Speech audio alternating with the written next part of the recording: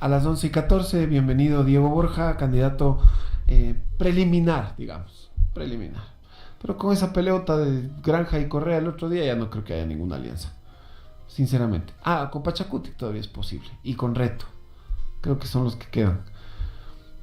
Mi primera pregunta, Diego, por supuesto, tiene que ser la siguiente. ¿Ya fuiste de invitado al podcast de tu guagua? No. ¿Irías? No creo. ¿Pero crees que no te invitaría? No creo que me invitaría, y si me invitaría sí iría, pero no creo, ella no va a mezclar, no va a mezclar lo uno con lo otro. Yo sí mezclo, yo le invito aquí a Luis Eduardo de la Posta, sí sabes que somos recontra primos. Sí. Somos parientes por todos los lados. Y le he invitado varias veces. Él me invitó al Castigo Divino. Sí, ¿por qué no? No sé, ella es como más, quiere mantener ahí lejanía. Yo no, yo iría. Pero no te harías invitar. No, eso no, obviamente. En realidad de nadie. No, de aquí sí, tú me rogaste para venir. No es cierto. Pero sí tuvo predisposición, apenas le escribí. Es que teníamos pactada, fue chistoso, porque teníamos pactada ya una entrevista, pero aparecieron en la mitad sin programar mis vacaciones, y él también estaba de viaje, entonces dijimos, no, la otra semana. Pasaron 8 días y ya es candidato a la vicepresidencia de la República. En ese entonces solo era un economista reconocido, porque fue ministro y tal. Ya te han preguntado 80 veces, pero dame un resumen de cuáles fueron tus logros en el gobierno de Correa. Yo veo uno... Más que los tuyos de tu cartera, de tu gestión. Uno anterior me gusta más, el del 2006. Ese fue para mí el mejor en toda mi vida política hasta aquí, o creo que incluso para el Ecuador, cuando hicimos la ley que recuperó el excedente petrolero. Eso fue 2006. ¿Ley que recuperó? Esa fue la ley 42 de abril del 2006. Se llamó así, ley 42. Esa permitía que el Ecuador, el Estado, recupere el excedente que antes se iba a las transnacionales. Acordémonos, por ejemplo, un contrato súper lesivo que había entre Occidental y el Estado ecuatoriano. 80% para la transnacional, 20% para el Ecuador. Pero así eran la mayoría de contratos petroleros, ¿no? Que se quedaba aquí el 10% y se iba el 90%. Exactamente. Pero en el gobierno de Correa, hasta donde yo tengo entendido, eso se viró la tortilla. Primero fue en el de Palacio. Esta ley pasó en el gobierno del presidente Palacio, y luego el presidente Correa le amplió más. Y luego cambiaron a la modalidad de contratos de prestación de servicios. Ya. Esta que te hablo eran contratos de participación. ¿Y qué eras en ese momento? Ministro de Economía. En el gobierno de Palacio. Claro. ¿Y en el gobierno de Correa qué fuiste? Ministro coordinador de política económica. ¿Y el tiempo que duraste de ministro fue? Y con Rafael. Fue de diciembre 2008 a noviembre 2011. Ah, sí fue más o menos. Sí, más o menos. Oye, pero... ¿Y ahí es donde te peleas con Fander? Ahí me peleó con Fander. ¿Pero qué? ¿Por qué? ¿Por qué crees que...? Eso fue... No me cuentes lo que pasó, porque ya lo he oído varias veces. Él dijo que vos habías falsificado unas firmas. Ya. Y vos te resentiste y dijiste, aquí me están apuñalando, me largo. Me resentí mal. En resumen. Claro, claro, no, obviamente, mal, tienes todo el derecho. Y te voy a decir por qué. Porque cuando viene de un desconocido, bueno, tú dices, ya, lo tomas de quien viene. Pero él era mi compañero de curso, de aula, de participación política desde la universidad, de farra, de amigos, de enamoradas. Luego yo le presenté a la primera esposa de él, o sea, muy cercanos. Ya. Y él también conmigo, muy cercanos. Marcó a mi guagua, la que del podcast cuando nació, o sea, bien cercanos. Y recibir una cosa así que él sabía que yo era incapaz de hacer eso. Fue súper doloroso, la verdad. ¿Pero nunca hablaste después de eso? Ya no, nunca más volvimos a hablar. ¿Hasta el día de hoy? Hasta el día de hoy. Alguna vez nos encontramos en una reunión oficial en el gobierno de Lenín Moreno, pero no, ya no cruzamos palabras. No pasó del saludo protocolario. Exactamente. Ay. Qué raro. Y nunca nadie te vino con el chisme. Yo sí sé por qué el Fander te hizo lo que te hizo. Nadie. Nunca. Hubo Porque gente, quiero entender por qué. Yo también. ¿Por qué lo habrá hecho? Hubo gente que nos conocía, que sabían que éramos cercanos, pero bien cercanos, y que intentó explicarlo. No, la política es así. No, para mí la política no es así. Mira, yo tengo una relación de amistad con Rafael Correa hace muchos años, no tan estrecha como la que tenía con Fander, porque él era guayaquileño y yo era quiteño, no teníamos ese vínculo. Y a pesar de la crítica política bien fuerte que yo le hice en su momento, jamás trascendió al plano personal de esa manera. Entonces, la relación, claro, se resquebraja un momento, dejas de tener, no sé, pues de la cercanía del saludo, pero no sientes que hubo ahí una cosa, no sé, fea. O sea, lo que pasa es que en la RC5, y más aún en el correísmo que se conoce, ¿no? Yo no sé por qué le seguimos diciendo así, pero bueno, así se le conoce. El correísmo más íntimo es muy celoso con lo que hacen o dejan de hacer los que fueron colaboradores, los que fueron ministros, los que alguna vez fueron cercanos. Y claro, tienen este traicionómetro que le llama el Jacobo García. Y claro, tú marcaste rojo en el traicionómetro en dos momentos en particular, cuando apoyaste la consulta popular de Lenín Moreno y por ende a Lenín Moreno, y después cuando saliste a las Shiris a decir fuera Correa, fuera. Entonces ahí el traicionómetro de los correístas de cepa, o sea, el voto más duro, el correísta que defiende a Correa por sobre su mamá, se siente como amenazado por tu figura.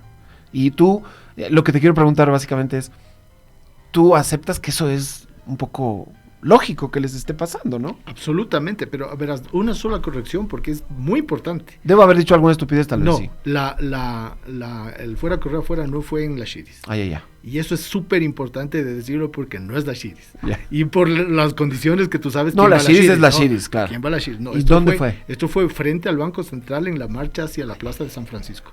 Bien. En ese momento las organizaciones de izquierda. Te juro que yo pensé que era la Shiris. Jamás. ¿Con quién estabas? Con Alberto Acosta y con Gustavo Larrea. Ve, Alberto Acosta te paso porque es un tipo brillante, pero el otro señor... El otro señor es otra bandera roja. Ya, pero acuérdate que los dos fueron parte del Acuerdo País cuando Rafael inicia el proceso. Por supuesto.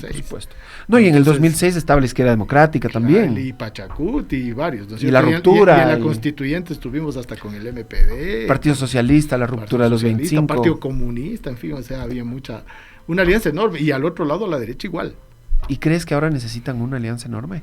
Yo creo que se necesita ampliar la base electoral, absolutamente sí. Porque si tú miras números, me gusta manejarme así, la pérdida electoral numérica en Quito y la Sierra es enorme. Y Rafael ganaba en Quito y la Sierra. Acordémonos que 2006, gana segunda vuelta en Quito, 2009 gana en primera y 2013 gana en primera en Quito. Seguro, claro. Sí ha disminuido, sin duda. Peor en la Sierra Centro. Así es. Y tú eres la figura que va a recuperar esos votos. No creo, o sea, eso sería una arrogancia desmedida. Pero es que tienes que serlo. Yo creo que esto es un trabajo muy fuerte en el cual tú tienes realmente que estar comprometido a atraer esa votación a partir de propuestas concretas, pero súper concretas. No, por ejemplo, en el caso de Quito, yo que he dicho, y eso lo he hablado incluso con el alcalde para que no haya ahí resentimientos, yo creo que a Quito hay que meterle una inversión productiva, pero gigante. Mira, en el gobierno de Correa llegamos al 15% de inversión pública en el 2014. Este momento está en el 1.8%. Si 2% del PIB se le dedicaría a Quito, son 2.000 millones, 2.100 millones de dólares por año. Imagínate lo que podríamos hacer en Quito con 2.100 millones de dólares por año. ¿Y de qué hablamos? Obra pública. Estamos hablando de limpieza del río Machangar, estamos hablando de sistemas de conexión de trenes de cercanía, estamos hablando de distritos tecnológicos para jóvenes, por ejemplo, en Calderón. Porque yo veo que ahora el alcalde hace obras, pero las obras son pavimenté unas cuadras, arreglé un parque ahí más o menos mediano. No veo ese tipo de obras que mencionas, o sea, esas obras para las que se necesitaría más presupuesto. Obras emblemáticas. Porque no hay plata también. Porque han dicho que no hay plata. Ya te estoy diciendo. Yo sé que siempre hay plata, lo que pasa es que está la plata en otro lado nomás. O sea, ya te digo, ya llegó el Ecuador al 15% del PIB de inversión pública. 15%, señores. Y estamos en el 1.8, dices. Estamos en el 1.8. Entonces, una disminución tan brutal que si tú tuvieras destinas de eso, tú tienes ahí sí para romper el relato correísmo y anticorreísmo, porque no sirve para nada. Estamos planteando cosas grandes. Imagínate plantearte, no sé, pues un distrito Wall Street ahí en el Bicentenario, por decirte. O sea, tú podrías crecer Quito para arriba. Y además ya lo necesitas, porque ya la extensión está como complicada, ¿no es cierto? Y cosas más grandes. ¿Cómo resuelves el problema de trabajo en Quito? Para los jóvenes sobre todo. Sí, distritos tecnológicos en los barrios más poblados. en las parroquias más pobladas, que no son inversión estatal, son facilitación estatal con obra pública, pero sobre todo son sistemas en los que permites que la gente desarrolle su creatividad a lo grande. Ahora, si es que no se da, por ejemplo, esto de la alianza, porque yo estaba pendiente, fui la primera vez, hablé con algunos, con Ayes, hablé con Pachacutix, hablé con RC5, hablé ahí con unos protagonistas y parecía que sí había un rumbo, pero de repente ayer se pelean Granja con Correa y es como que el Partido Socialista, sí, era una de las partes importantes, ¿no? No sé si la que más votos te vaya a arrastrar necesariamente, pero estaba ahí, ¿no? Y representa, se supone, a una facción de la izquierda, un poco allá la morista, pero bueno, nadie es perfecto. Y finalmente, parece que está empezando a caer. Entonces mi pregunta es más o menos por ahí, ¿crees que se caiga de la papeleta Diego Borja? A ver, en este momento, en estricto sentido, se puede caer de la papeleta quien quiera. Todos, claro. Somos ¿no? Sí, sí. Y hasta que no tengas la firmita puesta ahí... El 30, ¿no? El 30, el 30 dejarían de ser 30 de agosto empieza termina el tema de las alianzas. Uh-huh. Pero tienes todo septiembre. En septiembre son las inscripciones. Tienes todo septiembre. Ese paseo que van al tribunal y que cambios, tienen días. renuncias, un montón de cosas. Agua por correr hay un montón. Ya. Y en el Ecuador, que es un país con una incertidumbre gigante, un mes es un siglo. Entonces tú tienes hasta el 1 de octubre para inscribir la candidatura ya formalmente. Bueno, en 2021 Correa fue candidato a vicepresidente Exactamente. Y no lo dejaron. Hubo una persecución y tal, y le impidieron. ¿Qué pensabas cuando no lo dejaban inscribirse vía telemática? Yo estaba ahí en la candidatura, era parte de la coordinación de la candidatura de Andrés Arauz. O sea, realmente preocupado. O sea, has estado ahí siempre. Porque no siempre. Pero tenía una pregunta más o menos. ¿Te acuerdas la fecha del fuera Correa fuera? 2014. Y te digo por qué. Yo era de los opuestos a la reelección indefinida. Y te digo por qué. Porque en la constituyente, yo fui de todo el grupo de constituyentes que no apoyamos la reelección indefinida. Y te voy a decir más. El más acérrimo anti-reelección indefinida era el presidente de la República. Él mismo pues mandó a desmontar esto de las firmas que estaban recogiendo Rafael por siempre y eso. Exactamente. Él mismo dio la orden para que por Dios paren con eso. Exactamente. Así fue. Entonces ahí yo me mantenía en la coherencia que había estado desde siempre. Pero el fuera Correa fuera no era como fuera del poder, sino fuera de la reelección indefinida. Algo así. Era esa fue la marcha.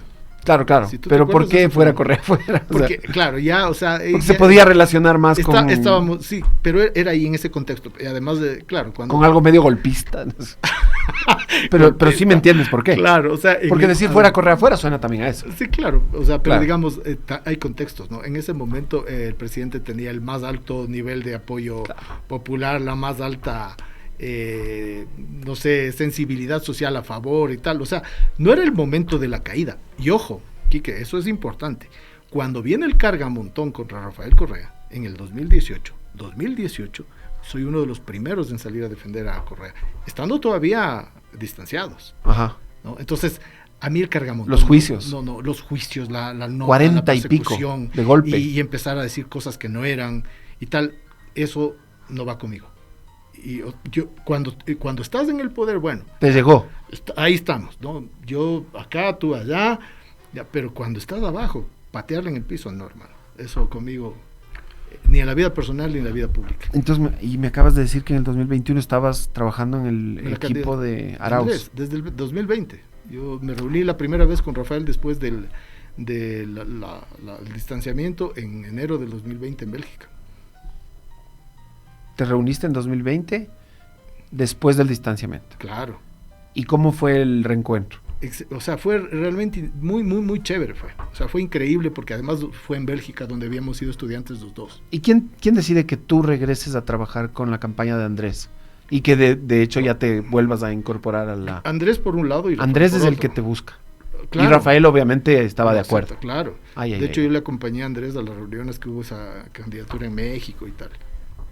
Claro, para el 2021. 21, pero esto ya fue antes, ¿no? Cuando se da aquí la represión brutal contra el movimiento indígena en el gobierno de Moreno. En octubre. Ahí sí ya nos juntamos otra ya vez. Se volvieron a empieza encontrar. La persecución contra Paola Pavón, contra Virgilio, contra Cristian, y ya te digo, o sea, una nota persecutoria conmigo no. Y hay gente que te relaciona con la izquierda democrática también. Claro. Yo vengo de ahí. ¿Esto es por qué, básicamente? Cuéntame un poco ¿Cómo no? la ficha técnica de eso. La elección a la Asamblea Constituyente Uh-huh. se da en alianza entre un movimiento que tenía yo, que además viene de una escisión de Movimiento Nuevo País de Freddy Ehlers, ¿Ya? con la izquierda democrática. Entonces gano un escaño en esa alianza en el 2007. Fuiste a Montecristi. Claro. Yo a Montecristi fue uno de los 2 constituyentes que tenía la izquierda democrática. Pero eso fue corto. Fueron meses. 9 meses, ¿no? El tiempo que duró en hacer la Constitución. ¿Y luego? Luego de eso, Rafael me invita a ser parte del gobierno en el 2008, en la coordinación del Ministerio de Política Económica. Pero ahí ya no se trata de etiquetas partidistas, ¿no? O sea, es como... Claro, no. Yo seguía siendo de ese partido y movimiento y, claro, ya es que había una alianza. O sea, nos guste o no nos guste, ahí había, mira, la Dicen que Rodrigo Borja incluso en algún momento fungía de asesor de Correa. Eso dicen, es un mito. Y si no de asesor, era muy proclive a lo que estaba sucediendo. Y el hermano de Rodrigo, que también era un dirigente importante en la izquierda democrática, Pancho Borja, empezó ya a estar más de cerca acá, ¿no? Él sí tuvo algún cargo también. Él fue embajador y... Uh-huh. No sé si, creo que fue embajador en Washington, si no me equivoco, o en Santiago de Chile. Algo por el estilo, sí. Ya. En fin, el punto era que cuando llegamos a la constituyente, tú tenías un abanico. La constituyente es aprobada con 90 votos, donde estaba Alianza País, que era el grupo más fuerte, y estaba el MPD, estaba Pachacuti, que estaba la Izquierda Democrática, como el bloque que apoyó la constitución, perdón. Claro. Y ahora parte de eso. Claro, sin duda. Y luego trabajas en el gobierno de Correa y te separas en 2012, 13? 2012. Ya. Y en el 12 políticamente... de agosto del 2012. La carrera política de Diego Borja en el 2012. Entonces, mira, yo en ese momento era presidente de la Comisión para la Nueva Arquitectura Financiera y en tanto eso era representante económico ante el ALBA. Uh-huh. Entonces ahora han querido decir que era ministro de Economía de Chávez. O sea, es una especie de locura. Termino el 2012 los cargos públicos ni nada, vuelvo a ser economista privado. Ya, en tu trabajo, que sí, dar clases. Pero ahí tengo un episodio interesante que me gusta mucho, fue muy honroso para mí. Me invita la presidenta del Parlamento griego, Konstantopoulou, me invita a ser parte de la Comisión Internacional para la Verdad de la Deuda Griega. Uh-huh. Era un momento muy interesante en Europa porque era un país europeo que había sido duramente golpeado por el Fondo Monetario Internacional como lo habíamos sido los latinoamericanos. Entonces, un ecuatoriano siendo parte de una comisión internacional donde había unas personalidades de fuste fue para mí una experiencia política y personalmente muy edificante. ¿Eso fue 2013? No, eso fue ya 2014, 2015, 2016, 2017. Y en el 2017 me incorporo nuevamente a la política ecuatoriana cuando apoyo la candidatura de Paco Moncayo, no de Lenín Moreno. De Paco. Uh-huh. En una coalición, igual que ahora, donde estaba Centro Democrático, Izquierda Democrática. Creo que salió quinto, Paco. No me acuerdo qué número salió. Cuarto. No le fue muy bien, cuarto. No le fue bien. Ya, entonces regresas, apoyas lo de Paco y... 2018 viene la propuesta de Moreno de hacer la consulta popular. Y yo digo, ok, está bien, consultemos, porque ahí venía el tema de la reelección indefinida. Hay una cosa. En la consulta de Moreno venía eso. Sí. Sí. Ahí hay un asunto que quiero cuestionarte porque me parece que contestaste el otro día una entrevista con sí, yo fui uno de los engañados. ¿Crees que para la gente que quisiera votar por ti o para la gente que apoya a la Alianza o a la RC5 o a lo que sea, ¿es suficiente esa explicación? Y mi respuesta fue un poquito más amplia. Sí, yo vi el programa.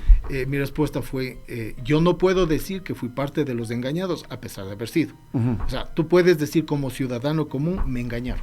Y el ciudadano común efectivamente está en el día a día, no está metido en la política. Dijiste algo de la sagacidad. No, entonces yo digo, a ver, sí, fui parte de eso, sí, cierto. Pero yo cometo un error político. O sea, y ahí viene una autocrítica profunda. comete un error político, porque un político tiene que tener mucha más sagacidad para ver a dónde va la tendencia, pues. Los que te defienden, en cambio, dicen, claro, Lenín Moreno traicionó a su plan de gobierno, a su partido, al país, a la democracia, a la verdad, a todo el mundo. Verdad. Entonces, todo eso es verdad, claro. Pero como político yo no puedo justificar eso. Es como que economista yo diga, claro, no, pues que no vi que se iba a caer la Reserva Internacional, o que un ingeniero diga, no, es que no vi que se iba a caer el puente. No, claro. O sea, ahí hay una profunda autocrítica, porque realmente el sentido por donde iba esa consulta no era el sentido de aumentar la democracia, era el sentido de vulnerar la institucionalidad. Y sí creo que contaste esto, pero hazme acuerdo, ¿en qué día dijiste, nos vieron la cara, vámonos de aquí? Al día siguiente, o sea, apoyo la consulta popular, eso es febrero 2018, le nombra a Elsa Viteri, que había sido mi colega de gabinete con Rafael, como ministra de Economía. Perfecto, todo bien ahí con Elsa. Hasta ahí estamos bien. Ya, Elsa no dura ni un mes y le ponen a Richard Martínez. Ahí dijiste. Chuta. Martínez, ¿qué mes fue esto? Esto fue finales de marzo, claro. 2018, inicios de abril, y ahí sí ya era evidentemente que el viraje fue devastador. O sea, se fueron a firmar la carta con el Fondo Monetario Internacional y a escondidas. Todo, al comienzo lo hacían escondidas. Claro, bueno, habían estado ya negociando. Claro. ¿No? Pero ahí sí ya directo. O sea, entonces ahí más sí o menos, mira, ahí la percepción económica no me falló. Más o menos ¿cómo la percepción económica? ¿A dónde iban? Claro, Ahí sí ya clarito. Viste la cara de Richard Martínez o sea, posesionándose y dijiste, no, esto algo anda mal. Claro. A mí me pasó muy parecido, verás. Muy parecido. Porque siempre te preguntan, ¿y cuándo te diste cuenta que Lenín Moreno nos estaba traicionando? Pavel Muñoz, por ejemplo. Él dice, el día de la posesión, cuando empezó a leer un discurso que no le habíamos preparado. Y nosotros nos codeábamos con el que supuestamente le habíamos ayudado en el discurso. Decíamos, ¿y eso? ¿Y eso qué está diciendo? ¿Y eso qué está diciendo? Ahí es cuando ellos se dieron cuenta, supuestamente. Fue cuando se conoció que había acuerdos con el Fondo Monetario Internacional, sobre todo tras bambalinas, o sea, que estaban escondiéndolos. Ahí, ese momento exacto. Dije, Dios, ¿cómo puede ser? O sea, si es tan bueno el acuerdo con el Fondo Monetario, ¿por qué lo esconde? Porque en el gobierno de Correa también hubo algún crédito con el Fondo Monetario. Pero fue totalmente diferente. Por eso yo siempre mantengo, tú tienes toda la legitimidad de ir a negociar con el fondo. Uh-huh. Somos parte de Naciones Unidas. ¿Pero a cambio de qué? Exacto. Entonces tú vas con cabeza propia. Yo voy a negociar este programa que es para mi gente, no al revés. Vas a coger el programa del fondo y lo metes por debajo, claro. No, eso no. Ahora hablemos de economía. Me encanta la economía, soy malísimo. No, la verdad es que leo de vez en cuando textos y por un libro ahí, pero me apasiona, me encanta. ¿Cómo ves la economía del Ecuador ahorita, en este 2024? Porque el otro día dijeron que estábamos en recesión, después se corrigieron, ¿no? Que ya estamos en recuperación.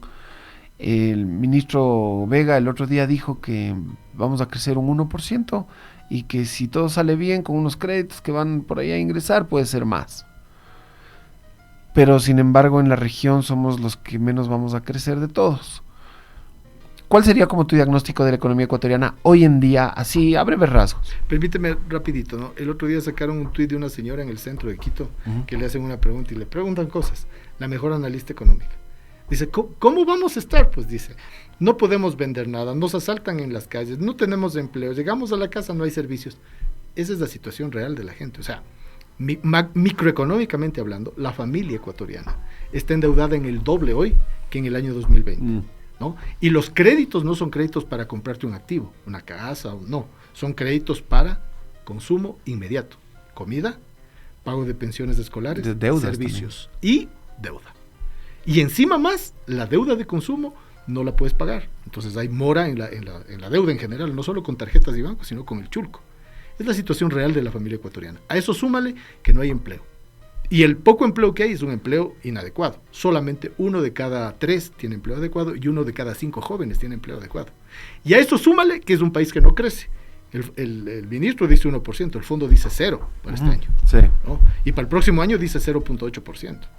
Esa es la situación real del país. Es una situación, y cuando ves el informe macro del banco, tienes caída en inversión, caída en consumo, caída en exportaciones, caída en importaciones, caída en todo. Estaba hablando al comienzo del programa cuando hablo solito. Solito me refiero, para los que están del otro lado. Que por cierto, gracias por estar ahí. Nos acompaña el economista Diego Borja, con quien tengo el gusto de haber intercambiado 6 mensajes de WhatsApp en mi vida. Y este diálogo. Quería, ¿qué te iba a preguntar? Siento que en este país, en este momento, el gobierno está con la ventaja, ¿no? Es el caballo a vencer. Tiene el aparato del Estado a su favor. En teoría tiene la última palabra porque tiene más plata, entonces mete más pauta en Facebook, puede ganar cualquier narrativa, así sea mentira. Porque eso sí se han pasado mintiéndonos desde que llegaron al poder, incluso antes, en campaña mismo. Imagínate esa... A ver, solo voy a hacer un paréntesis, no se me va a ir la otra idea, y quiero solo preguntarte, ¿qué piensas de cuando Daniel Noboa en campaña dijo que va a bajar el costo de la vida? A ver, hizo esa oferta. Pero digamos, ahí sí, yo veía a mi alrededor como alguna gente se encantaba. Yo digo, eso sí es pedir peras al olmo. Pero ¿por qué el hijo de un oligarca, el hijo de un hombre hipermillonario, un muchacho que ha tenido todos los caprichos cumplidos, ¿por qué va a ser empático con la gente? O sea, ¿de dónde? ¿Cómo así? O sea, no, eso no sucede, solo en los cuentos de hadas. Pero esa demagogia, ¿no te parece como...? Hay un video donde dice, vamos a bajar el costo de la vida. Eso dice, tal cual, no es inteligencia artificial, no es alterado, no es fake news. No, dijo eso, dijo que no iba a subir los impuestos, dijo que no iba a subir las gasolinas, dijo que no iban a haber apagones, dijo que iba a haber más médicos, dijo que iba a haber más matrícula universitaria. O sea, era una cadena de mentiras y la gente quería creer. Yo creo eso, la gente quería creer, necesitaba creer. O sea, estábamos saliendo de la muerte cruzada de Lasso y la gente decía, bueno, esto ha sido un desastre, porque a Lasso también nos mintió mintió al pueblo ecuatoriano. Y ahora con Noboa se veía claro. Pero tú, dos minutos de análisis. ¿Por qué este señor con este perfil podría cumplir algo así? Eso es pedir peras al olmo. Es querer creer. Ahora, ahí está. No me olvidé lo que estaba yendo a preguntar antes. No estoy tan viejo, ni enfermo, ni acabado. Te iba a preguntar sobre el presidente Noboa en una cumbre latinoamericana de seguridad, no sé si fue hoy o ayer, creo que ayer, en Guayaquil, dijo que ha bajado 20% la mayoría de los crímenes. Palabras más, palabras menos. Te juro que no entiendo por qué puede alguien darse el lujo de decir algo así sin consecuencias, pero bueno, eso dijo. El 20% sí es de crímenes violentos, ese sí se sostiene, o sea, sí es verdad. Pero la pregunta sería, ¿crees que se va a poder hacer una campaña medio decente, honorable, con un gobierno que solo miente y además que, por ejemplo, manipula las pocas cifras a su favor que tiene, tuerce la verdad para que parezcan mejores de lo que realmente son? A ver, ¿qué crees que tiene a favor Noboa en esta campaña? Muchas cosas. Noboa tiene a favor muchas cosas. Tiene el aparato del gobierno que no es menor. ¿Y de lo que ha hecho? Tiene un aparato. No, ese es el peso de la realidad. Y ahí sí, todo el esquema comunicacional que lo han hecho bien, se va a caer. Es como una red que te está sosteniendo una bola pesada que probablemente no va a aguantar. El peso de la realidad es muy grande. Sobre lo que dijo, él dijo más del 20%, ¿no? Cuando veo la contratación es menos del 18%. O sea, y en secuestros es más del 50% el aumento. Claro. ¿No? O sea, no hay por dónde. Y claro, cuando vas tú a los sitios, la gente dice, nos siguen robando, nos siguen vacunando, nos siguen secuestrando, nos siguen matando. El peso de la realidad es muy grande. Lo mismo con todo. O sea, que tú crees que no importa que mienta. Yo creo que la mentira no le va a ser suficiente. O sea, me parece que el utilizar todo un sistema comunicacional más o menos bien hecho, estos instrumentos nuevos, el TikTok, el Instagram, todas las redes sociales, no va a ser suficiente. Es decir, la comunicación, digamos, factual, en la cual aparece él con la esposa y, no sé, haciendo pesas o lo que sea, creo que no va a ser suficiente ni siquiera para momento comunicacional en el que una gran población electoral puede consumir cualquier cosa. Creo que el peso es muy fuerte, muy fuerte. Pero lo fue el año pasado. Pero era nuevo. ¿Y con qué discurso ganó? Él gana con el discurso que no está a favor de los antis, que está a favor y ahora de es los anti. pros. Y ahora es anti. ¿Crees que fue un error pasarse al anti? De él. Mira, todos los que se quieren pasar al anti no funciona. A ver, veamos encuestas. Algo tenemos que ver, o sea, alguna brújula. Tú tienes dos colas. 11 del un lado, anticorreísmo, 18 anti, 11 pro. Extremos. ¿No es cierto? ¿Cuánto? Total 30, pongamos. 70 es andarivel libre. 70 es andarivel libre. Bueno, según Comunicaliza es un poquito menos. ¿Cuánto? 60. 50 leí, pero... Ya, ponle 50. Digamos que fuera 50, que no lo creo. O sea, eso quisiera decir que los otros 50 están en las colas. Es que había anticorreísmo extremo, duro. anticorreísmo blando, ya. Y había correísmo extremo y correísmo blando. Yo solo le estoy tomando el duro. Entre los 4 eran 50. Sí, así y es. el resto 50. Sí, así es. Sí, por eso solo tomando los duros, ¿no? Digamos que todo el resto es disputable. Estábamos de acuerdo y estábamos discutiendo de gana. Es tal cual, o sea, solo un par de palabras más. En ese contexto, yo creo que el peso de la realidad es muy fuerte. O sea, la gente es como que dice, ya, ok, dejen de pelearse, no me frieguen más la vida, denme soluciones concretas a cosas concretas, que son las grandes cosas y son las cosas más pequeñas que suceden en los territorios, en los barrios, en las parroquias, en la fábrica, en el taller, en el comercio.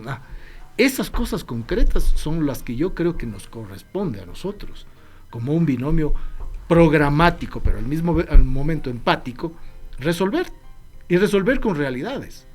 No resolver con sueños y con demagogias, no, sino con cosas concretas. ¿Cómo lo vas a hacer? Y creo que hay cómo hacerlo. Que es además lo que me motiva para estar soportando todo este rollazo que es meterte en la política. Porque la política no vayas a creer que es un camino de rosas. ¿Y qué tal es te va un rollazo. ¿Qué tal te va con el hate en redes? ¿Ya te han dicho cosas feas? Me dicen de todo. ¿Ya te han inventado algo? ¿Ya te han sacado algún trapo sucio por ahí? Ya mismo, no sé, o sea... ¿Qué trapo sucio te van a sacar? Por ejemplo, estos de aquí, yo ni te lo digo, ni me había acordado que eran tan fuertes. ¿Cuáles? Los de la oposición a Rafael Correa, estas cosas. No. O sea, tú dijiste eso, tal vez ni salga. O sea, no tenía conciencia, ni siquiera tenía conciencia concreta de que iba a estar en el binomio. Claro, una sorpresa. Pero en el momento que ya te enteras, ahí agarras y... Ahí agarro la dimensión de cómo había sido ese momento de la oposición al gobierno de Correa.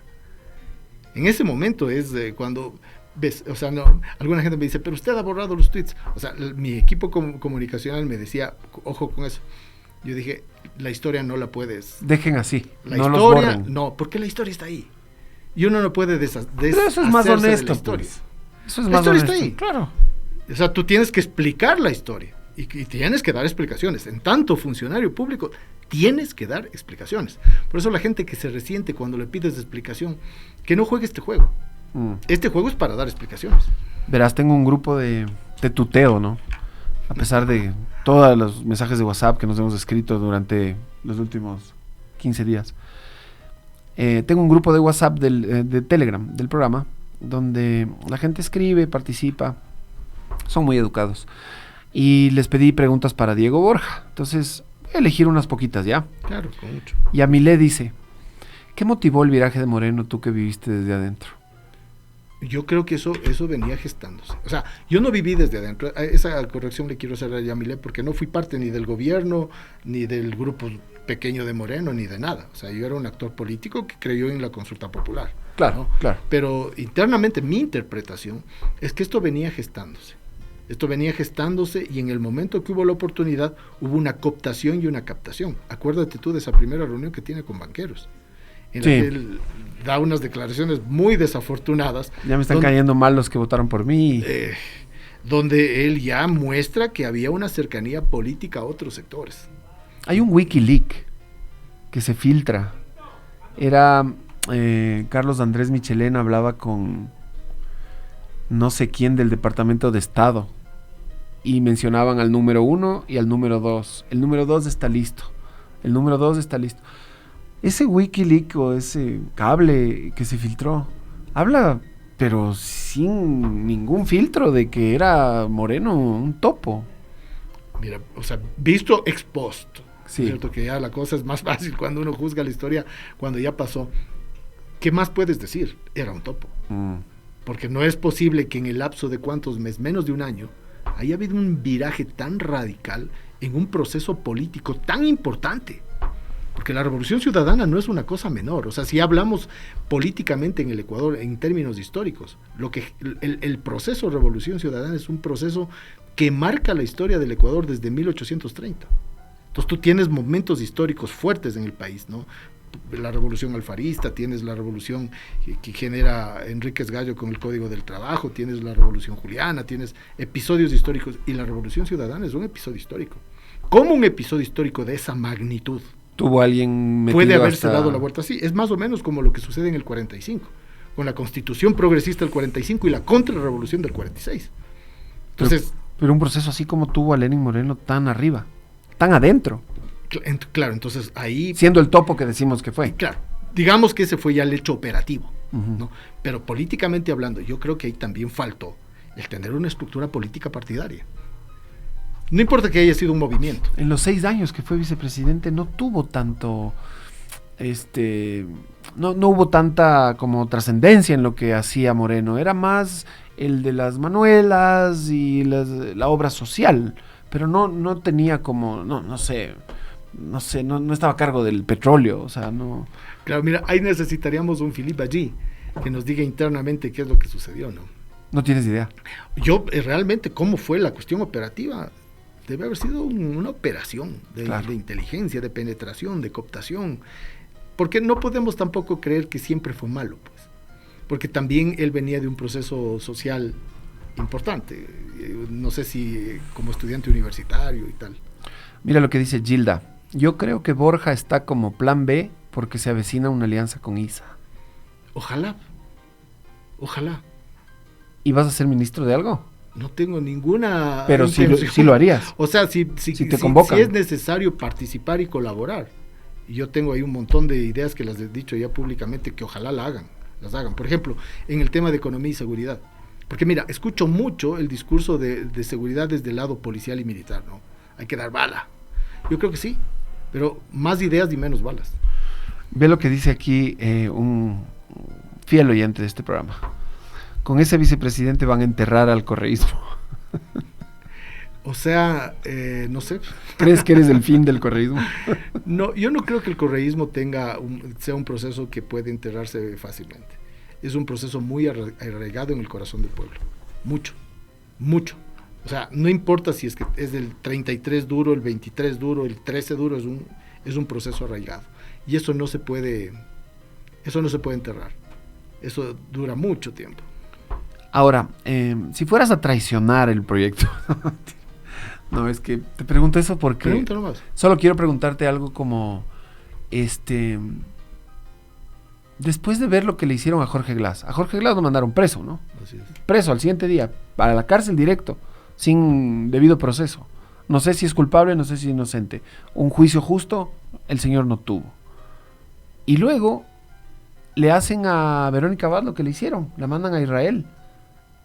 Entonces no sé si es buena idea que te lances Claro, a la vicepresidencia. Yo he dicho lo mismo y mi familia dice lo mismo. El riesgo físico en un país en el cual se están asesinando gentes y a políticos. Mira, un candidato a la presidencia, muchos alcaldes, muchos concejales, muchos candidatos de gobiernos locales. Riesgo físico. Riesgo jurídico, brutal. Riesgo político, el escarnio al cual está sometido todo el tiempo. O sea, yo tampoco sé si es buena idea. ¿Qué me motiva? Y ahí viene ya un tema así personal. Yo soy papá de 6 hijos. 6. Cada vez que un hijo mío va a una fiesta, sale a un asunto deportivo, se va a la universidad, tú dices, chuta, ojalá vuelva. Sí, te lo digo así realmente, ¿no? Entonces, y yo no viví este país. Mi adolescencia fue fantástica. Si tomábamos bus, yo vivía aquí en la Vicentina, cerca de aquí. Tomábamos bus a los 8 años con mi hermano para irnos al cine Bolívar. No pasaba nada. Salías a jugar en la calle, te ibas, no pasaba nada. Estudié en el Benalcázar.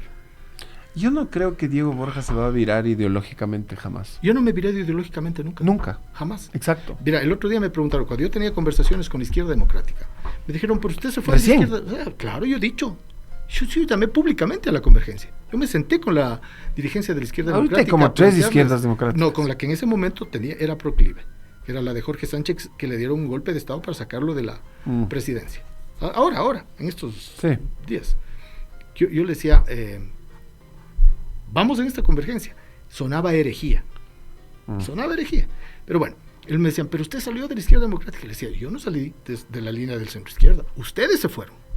Yo me mantuve ahí. ¿Dónde se fueron ustedes? Se fueron con Páez a la derecha. Y luego se fueron con Vallejo al gobierno de Lasso. Y luego se fueron con Mil Maldad al gobierno de Noboa. ¿Quién se fue? Yo no me he movido de ahí. Yo he estado ahí, mira, desde la universidad, yo he estado en la línea izquierda, centro-izquierda. ¿Cómo te llevas con Luisa González? Así como Muy en bien, estos días, porque me imagino que no se conocían de antes tanto, claro, ¿o sí? Claro que sí, cómo no. Cuenta una anécdota de tu relación con Luisa Nos González. sentábamos en el parque del barrio a conversar en los días posteriores a la pandemia. Estoy hablando del 2020. Porque somos vecinos, además. Entonces, no, la relación con ella ha sido de ¿Y qué conversaban? En ese momento conversábamos del probable retorno del 2021 a la política, había el problema del impedimento, ¿te acuerdas tú que se robaron Alianza País? Claro. ¿Cómo íbamos a utilizar? ¿Qué mecanismo? ¿Qué vehículo? ¿Cómo iba a ser? Por eso te digo, esta relación es que ahora empezó. ¿Y por qué crees que perdieron la elección del 2021? Yo creo que ahí hubo fallos de campaña muy grandes, ¿no? Muy grandes. Pero toda es culpa de las redes. No, pues, o sea, eso es muy injusto. No le puedes culpar a una sola persona un fallo tan grande. A un muchacho le ibas a decir. No. Pero si es joven, pues. Sí, pero no le muchacheaban, Andrés. No, pero es el cariño nomás. O sea, es menor, no peyorativamente. Es menor que mi segunda hija, pero no le muchacheaban, Andrés. De hecho, él trabajó conmigo, no sé si sabes. Sí. Él trabajó conmigo en el Ministerio Coordinador de Política Económica y en el Banco Central. De hecho, yo le nombré director bancario del Banco Central. 2010. ¿Y el día que perdió la elección? Yo estaba con él. ¿Pero qué sentías? Frustración total. ¿No te enfermaste? Yo ya venía, verás, el problema es que como ya habíamos estado en el control electoral desde temprano, ya sabíamos las cifras. Entonces, cuando ya nos aparecimos al anuncio, ya sabía. Ya. Entonces, o sea, ya el dolor vino, digamos, hacia el desde mediodía. antes. Sí, en el típico corte de las 13 horas del exit poll, ese que solo ven los partidos. Exactamente. Sí. Yo también lo vi. Entonces ya fue, ya el dolor ya había dado el primer machetazo. Yo me enfermé cuando Guillermo Lasso ganó la presidencia de la República. Me enfermé. Creo que me dio COVID. Yo no podía creer realmente cómo fue posible que eso haya sucedido. Un chico brillante, ¿no? O sea, Andrés era un joven, yo le conocí a los 23 años. Y luego ya un hombre con una potencia intelectual tan grande, perder ante una persona que realmente no tenía propuesta para el Ecuador de ningún tipo, más allá de saber contar ciertos números favorables a él. Bueno, y para cerrar este comentario, me encanta. Sobre las zonas francas, a ver, pero ya mencionaste algo de las áreas, dijiste tecnológicas, pero buena pregunta, porque querían hacer una en Calacalí, ¿puede ser? En el aeropuerto. Ya. Pero ¿cuál es la pregunta? Sobre las zonas francas esenciales para la economía, dice Temístocles. O sea, sí, pero no es, digamos, el corazón de un programa económico de reactivación. ¿Y cuál es el corazón del programa? La inversión pública. Mira, no hay posibilidad. Hay un librito que estoy acabando de leer que se llama El capitalismo progresista, del Premio Nobel de Economía Joseph Stiglitz. ¿No? Muy aleccionador. No hay posibilidad. Ya lo voy a buscar ahorita. No hay posibilidad de recuperación en un país tan decaído si no hay inversión pública. Y eso es historia mundial, eso te dan en economía. O sea, no hay posibilidad porque la inversión privada, al ser decisiones descentralizadas y no ver ninguna señal buena, no se hace. ¿Qué es lo que está sucediendo ahora? Si no hay una gran señal que viene desde el sector público, desde la inversión pública, que además es la que contrata la inversión privada, no hay recuperación. Ese es el corazón de una reactivación. Bueno, ya me voy a despedir porque ya creo que hemos conversado bastante.